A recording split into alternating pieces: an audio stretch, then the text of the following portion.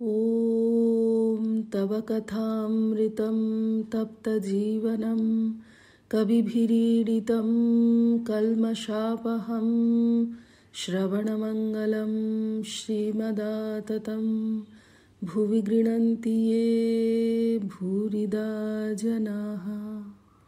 শ্রীরামকৃষ্ণ কলিকাতায় বসু বলরাম মন্দিরে 1885 9 মে।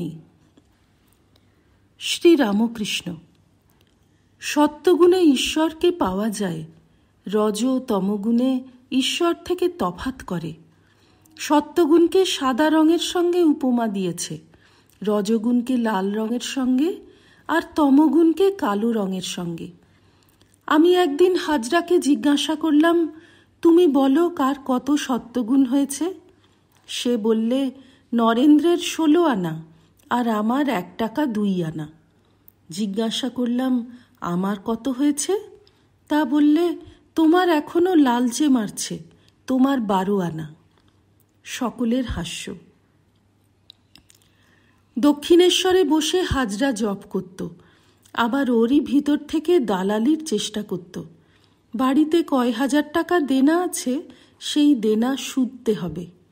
রাঁধুনি বামুনদের কথাই বলেছিল, ওসব লোকের সঙ্গে আমরা কি কথা কই? কি জানো, একটু কামনা থাকলে ভগবানকে পাওয়া যায় না। ধর্মের সূক্ষ্ম গতি।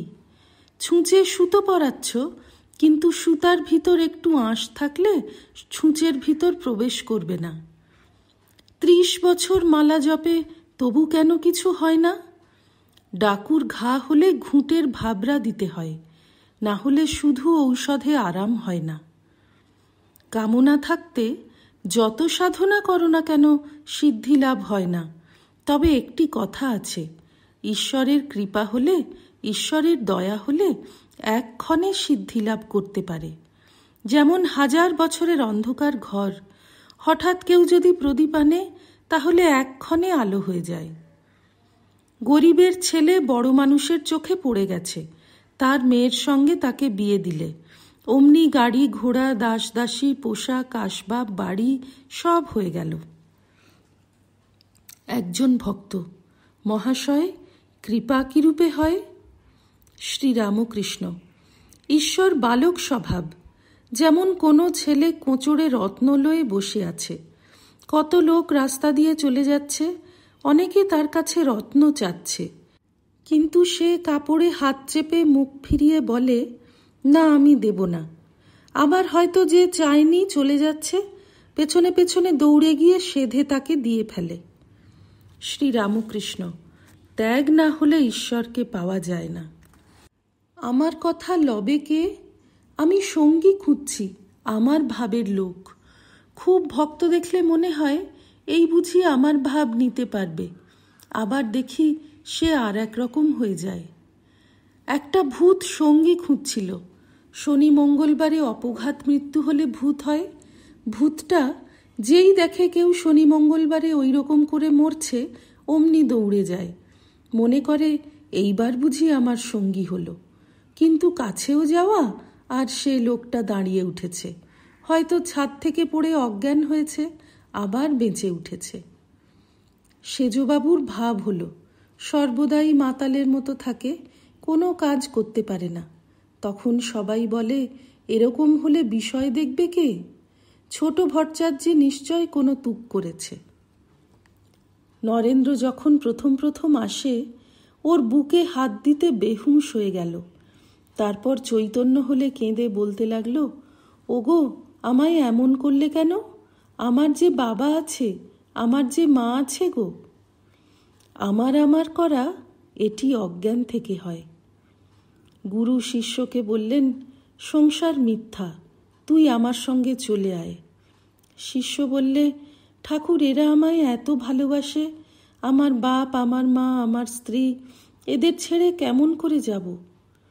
গুরু বললেন, তুই আমার করছিস বটে, আর বলছিস ওরা ভালোবাসে, কিন্তু ওসব ভুল।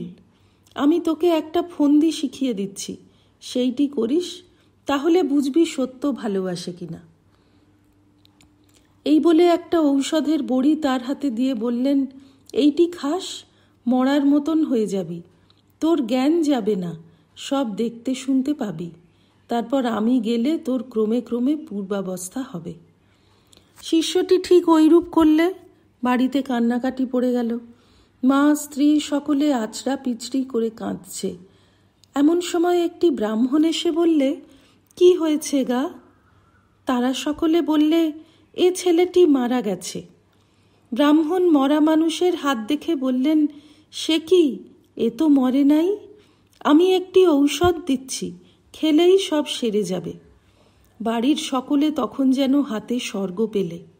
তখন ব্রাহ্মণ বললেন, তবে একটি কথা আছে, ঔষধটি আগে একজনের খেতে হবে, তারপর ওর খেতে হবে। যিনি আগে খাবেন তার কিন্তু মৃত্যু হবে। এর তো অনেক আপনার লোক আছে দেখছি, কেউ না কেউ অবশ্য খেতে পারে। মা কি স্ত্রী এরা খুব কাঁদছেন, এরা অবশ্য পারেন। তখন তারা সব কান্না থামিয়ে চুপ করে রহিল। মা বললেন, তাই তো, এই বৃহৎ সংসার, আমি গেলে কে এইসব দেখবে শুনবে, এই বলে ভাবতে লাগলেন। স্ত্রী এইমাত্র এই বলে কাঁদছিল, দিদি গো, আমার কি হলো গো? সে বললে, তাই তো, ওর যা হবার হয়ে গেছে। আমার 2-3টি নাবালক ছেলে মেয়ে, আমি যদি যাই এদেরকে দেখবে। শিষ্য সব দেখছিল শুনছিল। সে তখন দাঁড়িয়ে উঠে পড়ল আর বললে, গুরুদেব চলুন, আপনার সঙ্গে যাই। সকলের হাস্য। আর একজন শিষ্য গুরুকে বলেছিল, আমার স্ত্রী বড় যত্ন করে, ওর জন্য গুরুদেব যেতে পারছি না। শিষ্যটি হঠযোগ করত। গুরু তাকেও একটি ফন্দি শিখিয়ে দিলেন। একদিন তার বাড়িতে খুব কান্নাকাটি পড়েছে।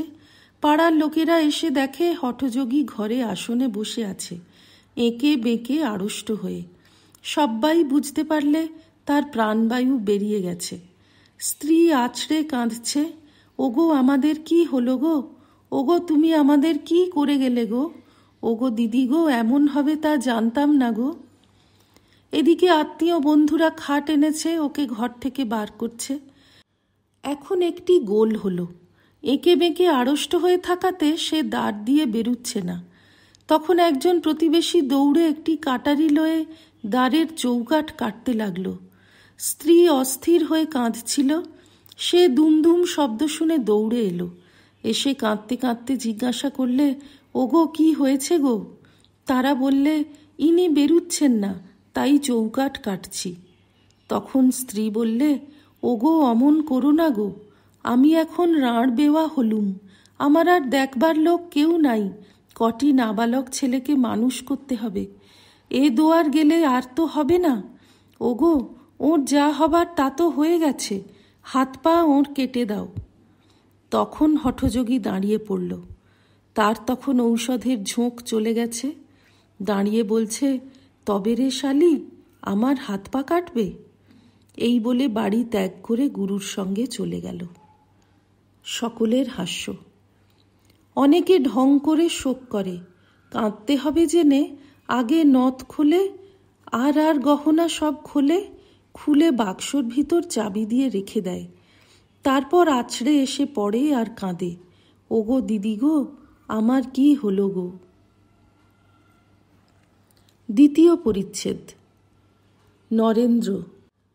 প্রুফ না হলে কেমন করে বিশ্বাস করি যে ঈশ্বর মানুষ হয়ে আসেন?